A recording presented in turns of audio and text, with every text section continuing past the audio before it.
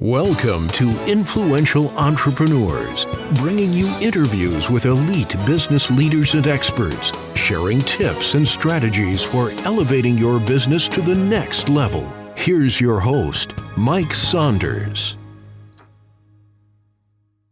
Hello and welcome to this episode of Influential Entrepreneurs. This is Mike Saunders, the Authority Positioning Coach. Today we have back with us Walt Wilson, who is a retirement strategist. And today we're talking about permanent life insurance strategies for stretching retirement funds. Walt, welcome back to the program. Oh, Mike, it's good to be with you today. Thank you very much. You're welcome. And I love the sound of this. We want to stretch retirement funds, because sometimes it gives me the word picture in my mind of here's this set amount of retirement funds. Well, maybe we're not going to put more in because the time to build is gone, but maybe we can stretch them and make them do a little bit more than what initially we were thinking. So talk a little bit about the strategy of how stretching retirement funds relates to, not outliving your money and all of that. But then where does this permanent life insurance strategy fit in? Because I feel like some people hear the word life insurance and go, oh, wait a minute. No, I don't need that. But it's a whole different perspective that you bring. Definitely is something that is not traditionally thought of, I don't believe, by a lot of financial people, but something that's really been driven home to me throughout my years of being in the services. When I hear people say, I'm not so sure I got enough to live on. What if I live longer than what the mortality tables say? And that is happening. You can go to statistical evidence that right now people are living quite a bit longer than you did, let's say, back in the 60s, 65 area. People are probably living into their 90s. There's probably somewhere around, I'd say 40% of people 65 now, men and women are getting into their 90s. And that's what is giving people some concern and some things. So about outliving their money. Yeah. So what is the reason for that? The general, like over the last few decades, we've been more cautious about healthcare and doing preventative and eating a little better and trying to exercise a little bit more. Is that the reason for that lifespan increase? Mike, I believe that's part of it, but I also believe that medical science and medicine is prolonging our lives a lot longer through drugs and different types of ways we can be treated. Yeah. So it extends what the quality of life you have is. That's what's key when you're older. Am I able to get out of bed and do the things I want to do? So I look at this as I see lifestyles during retirement. And there's a popular belief that you'll need about 70 to 90% of your pre-retirement income to maintain a lifestyle in retirement. So that's a pretty good staggering amount. I don't need that much to live in retirement. Well, I can speak from experience. You do. It's kind of like they say, hey, you've been retired for a few years. How are things going? Like, I'm busier than ever. And they're like, what? And I think over and over you hear that, and people, when they dig in and they go, yeah, but I've always wanted to do X, Y, and Z, and now I can. So now I'm filling my day with that. And maybe some of that is travel. Well, that takes money. Maybe some of that is giving to causes I wanted to. That takes money. Maybe it's hobbies. That takes money. So that 70% number, that might be not be what you were expecting, but that's a pretty big number. And so tie that into one thing I wanted to make about the life expectancy isn't it true that women tend to live a little bit longer than men? So that factors in another aspect of planning for that retirement. Did you say women live longer than men? I thought that I was here. That is correct, Mike. Okay. Okay. Good. You were testing me. It's like, I think that's what I had in my mind. So that means that we have to stretch those retirement dollars even more in different ways because of those things. Yeah. And see, here's the benefit or the shortfalls of this challenge of income is during retirement, a healthy 65-year-old can expect to pay between $86,000 to $360,000 out of pocket expense for medical expenses. Wow. People are living longer. We already talked about that. Inflation and taxation. A $2,000 monthly expense today will cost $4,580 in 30 years, assuming inflation's at a 2.8 annual rate. Well, it's a little bit higher than that today. And then the market volatility, you can expect out of 10 years, 3 of those years are going to be in a down market. Yeah. So those are the things that you got to look out for. So what happens? How do you fill that gap? Where do you come with that money to extend that those assets you've got in other retirement vehicles, whatever it might be?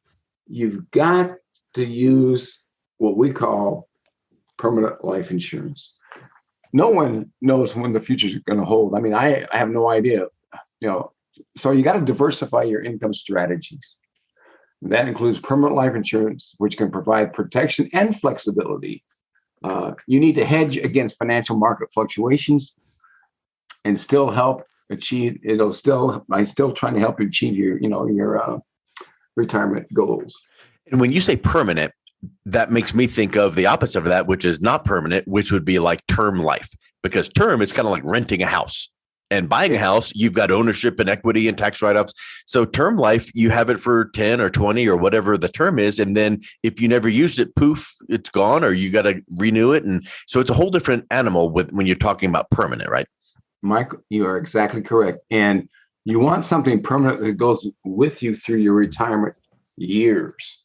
In other words, if you start young, and say you start at age 40, you may have another 25 years before you might go to 65 retirement. But so you don't want a term that keeps dropping off every 10, 15 years. You want something that's with you.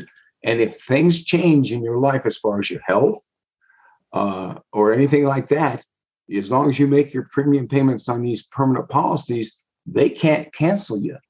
That's huge. What you want. Permanent life insurance for your all the way through to your retire and even past that. So you were talking about how you can't control things like inflation and government rules and regulations and taxes and all those things we can't control. We just sit back and watch. One thing that we have a little bit of a part in controlling is maybe our health, because we can eat better and work out and just stay connected to healthcare. But still, when you have that term policy, at some point you need to renew, which means triggers a health exam, which may or may not be a problem. So if you're saying a permanent life insurance policy, you never need to requalify. That's a big, piece that gives people peace, I would suspect. It does to me. Yeah. I don't know about other people. But the other thing is that as you age and with a term policy, guess what? Your renter policy goes up in price. Your premiums go up. Oh, yeah. Right. So you're eventually, you start out permanent life, or say term life insurance is buying the most amount of death benefit with the least amount of premium. But later in life, that breaks out to where you're going to buy a little bit of term life insurance with a larger premium. Yeah, like if you have that 20-year term and just coming on up there, you got to requalify and hope that goes well. Then when it does, okay, here's your premium. Wait, that's not what I was paying 20 years ago. Yep, it's because now you're getting closer to the end, and then the actuaries have calculated now your premium is a lot more. So here is another benefit of the permanent life is if and when premiums do change, it's going to dump into your policy, which then gives you cash value and all kinds of asset accumulation, right? Yes, indeed, Mike. A very good point. And now that price isn't going to you out of your pocket; it's going back into your pocket. Yeah, I think that's what people don't realize. They think life insurance, and then their mind flips the switch and goes off and goes, "Oh, no, I've heard," or I think, and it's just like I was listening to a podcast today, and a preacher was talking about don't judge people by their color: blue, black, white, yellow, green, purple. People are people. Treat people like, well, your mind automatically goes to this life insurance and then just done. Well, hold up. If it is permanent and all these benefits, I want to focus on the asset, the word asset, because talk a little bit about how a permanent life insurance policy also provides cash value and asset, because that's a big piece that people don't pick up on right away. Yes, the permanent life insurance, the cash value of a life insurance can strengthen your overall retirement portfolio by serving to supplement a source of income if the markets change on you, say it goes down, or this allows your investments to link to the market time to recover. In other words, let's say you're in the distribution stages of your retirement life, and all of a sudden you're in this area where you got to take money out, and the market starts taking a dive on you, and you've just now if you take money out of your market tied assets, then you're locking in those losses.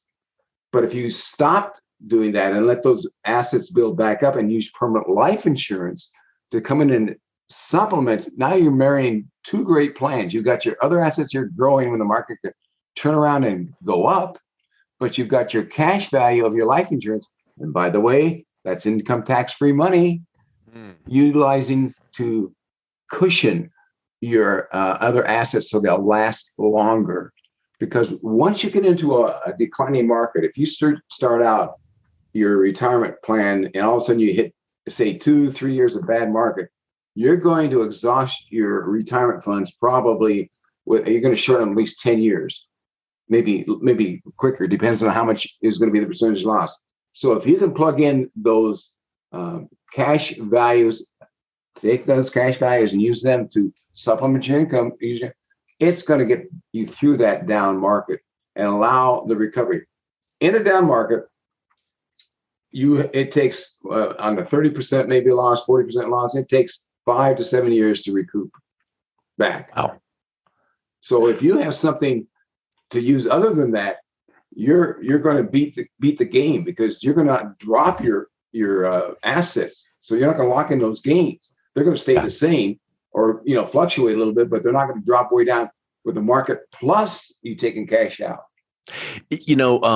Talk a little bit about the word supplement, because I like how you're phrasing that, because even though if we were to be looking at a document with all these bullet points, permanent life insurance is good because all these reasons, it'd be like, wow, this is amazing. And so let me take every dime I have, every asset I have, put it into this. No. You need to be balanced, and this will supplement what you currently are doing, because you need to have a diversified portfolio. So talk a little bit about how that is like you just said, filling in the gaps when there's ups and downs, and it's an asset class that's wonderful, but it's not where you put every dime of your retirement. No, it's a shared, as we talked about, diversifying into a portfolio. It's not saying to take all your risk assets and get rid of them. We don't want that. What we want you to do is to come in with something that is cash, non-taxable. Here's what it's going to guarantee income tax-free death benefit, number one, which your other assets don't have a death benefit on them. It's going to guarantee tax-deferred growth of your policy as you're going along. Before you use it, it continues to grow. It's non-correlated assets to the market fluctuation. In other words, it's not tied to the market anyway, and it's income tax-free source for retirement income. That's what you're marrying into your portfolio. Say you've got 3 or 4 assets, and you have real estate, you have equity markets, you have whatever. You marry this in with it. So when one of those goes down, you pull from the resource. There's no taxation on it. You've got cash to pull from it, and it supplements. It comes alongside and gives you time to recoup, gives it time for the market to recover, and you come up living longer because you haven't depleted those assets. Let's talk a little bit about that tax-free growth and distribution aspect, because I think if you take a look at a statement and you're like, oh, look, my portfolio grew X percent. And if there happened to be a time where you needed to access that, at retirement or pulling out some distributions, you're going to get taxed. Well, whatever tax bracket you're in, we don't know what that would be, but that really takes the gain, the effective gain. Now you still gained whatever the percentage, yes. But if you're paying taxes, now all of a sudden, your profit just shrunk. And it's like, oh, but if you are in this permanent life insurance and you're putting money in and it's growing, the cash value is growing, tax-free, that's huge. And then when you need to access it or distribute it to heirs, and it could be distributed tax-free, that's a major plus that people really sometimes don't take into consideration. I kind of think of it like when you, buy a new or a bigger house. Oh, I can afford the mortgage payment. That's great. But did you think about the increased cost of gas, electricity, homeowners, all those other things? Like, ooh, that eats into my budget there, doesn't it? eats into your buying power. That's what we Yes. talk about. The five, I call them the five detriments to an investment portfolio or just to a retirement asset, which is taxation, depreciation of the dollar, inflation, government rules going in and changing what qualified retirement plans can do and can't do, government control, and those things, and market volatility. All those things can reduce down your buying power in retirement because it's eating away your dollar. So Yes. utilizing that permanent life insurance, it is going to give you cash value to overcome some of these and fill this gap. The other nice thing is that you own a life insurance death benefit in the future for your family. In other words, you've got a guaranteed amount of death benefit that's going to go to your family in the future. You own a great guaranteed future for your family out there if something should happen. So if you have a permanent life insurance policy for many years and you've put money in and it's got cash value built up and death benefit, if you were to pass, then the death benefit is paid out, but so is the cash value you built up. The cash value is not going to be paid out, Mike. You only get one of the two. You're going to get the cash value only as you live. You get the death benefit upon the death. So what? Let me give an example of what happened. Let's say you go out and you've been borrowing money on your policy to supplement your income. That reduces down the death benefit. Okay. So let's say you had a $500,000 death benefit and you drew out over the last couple of years a couple $100,000. Now you've got a $300,000 death benefit to your family, but it's still a lot more than, let's say you had a cash value in there of a couple $100,000. Mm-hmm. The death benefit is always going to be far more than what you're ever going to accumulate into the life insurance policy, unless you go the full term of 100 years and never use that money. In other words, probably unlikely. The policy of the death benefit and the cash value will equal the same in 100 years, and therefore the insurance company must pay you your policy cash value, and it's over. It's done. I've only heard of one case, and this was back several years back. A lady lived to be, I think it's 100, and they cashed out her policy. Wow. Yeah, that's probably highly unlikely. Very unlikely scenario. But, so let's you get the death benefit. If you die, you can use the cash value as a living benefit. Yeah. Yes. And potentially that should be part of your retirement plan, which is to access, and there's been, I'm sure, several ways to access that cash value that you've been putting in and it's accumulated. So if you can access that while you're living to supplement, maybe you've retired and maybe you're taking Social Security and maybe you need a little bit of money and you don't want to do a reverse mortgage, for instance. Well, maybe you can start accessing it from this, and now that's filling in the gaps. Real quickly, you brought up something that I think is very important. A lot of people don't understand.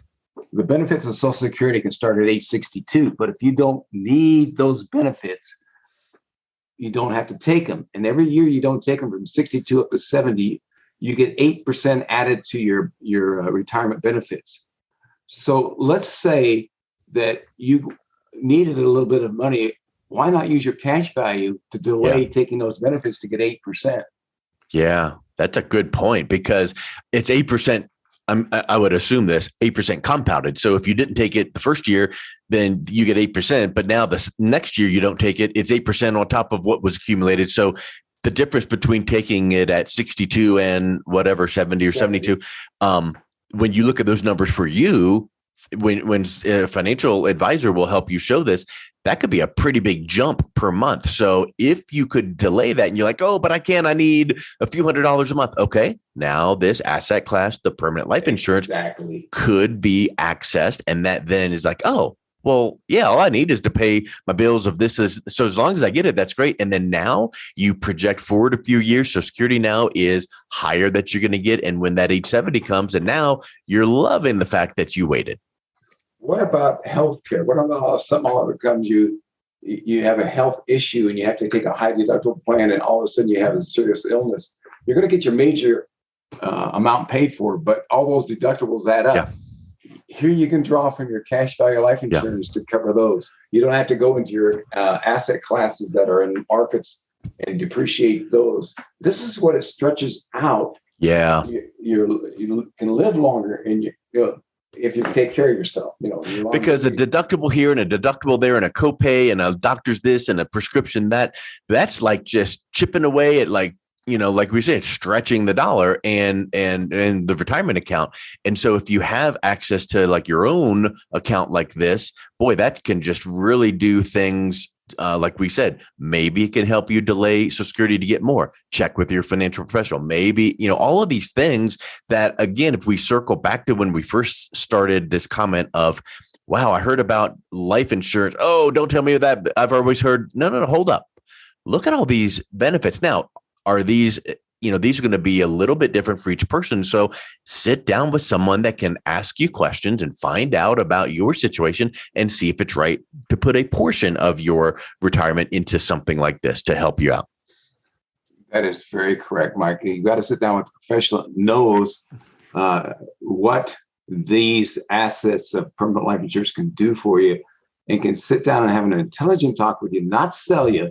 Yeah, but a question and answer session so that you understand. Education is primary in this industry, because I think too much has gone out for people just to get people involved in something, and they don't explain it well. They don't take the time to show it to them. Yeah. They don't give them examples. It's important that we take time. It really is. And I think that when you don't understand something, or worse yet, if you assume you understand it and you really didn't, it could really, remember back in the day, in the 2007, 8, 9, 10, 11, 12, when all of the economic crisis happened because of toxic mortgages, much of that was because they were getting into those negative amortizing loans where people bought $1 million house and their payments, $500 a month or something just crazy low. And they're like, yay, that's awesome. But they didn't realize that all of a sudden, poof, it changes big time, and they didn't understand that. So before you make retirement planning decisions that could really turn on you, make sure that you have your questions answered, a clear path forward. And so, Walt, I think that at this point, it's like, wow, if someone was interested in learning a little bit about this strategy for them, what would be the best way they could reach out and connect with you? And the best way to contact me is through my page called www.waltwilson360.com. It has all my contact information on there. You can email me, text me, call me, do whatever you'd like. You'll find out a lot about me. I have over 50 years experience in the financial services industry. And my whole philosophy is I'd rather teach you how to make $1 do the work of 10 than for you to try and make $10 earn the value of 1. And that's what life insurance is. Yeah. Wow. Awesome. Well, Walt, thanks so much for coming on. It's a real enlightening conversation. I appreciate you coming on today. Oh, I appreciate the opportunity, Mike. It was great. Thank you. You've been listening to Influential Entrepreneurs with Mike Saunders. To learn more about the resources mentioned on today's show or listen to past episodes, visit www.influentialentrepreneursradio.com.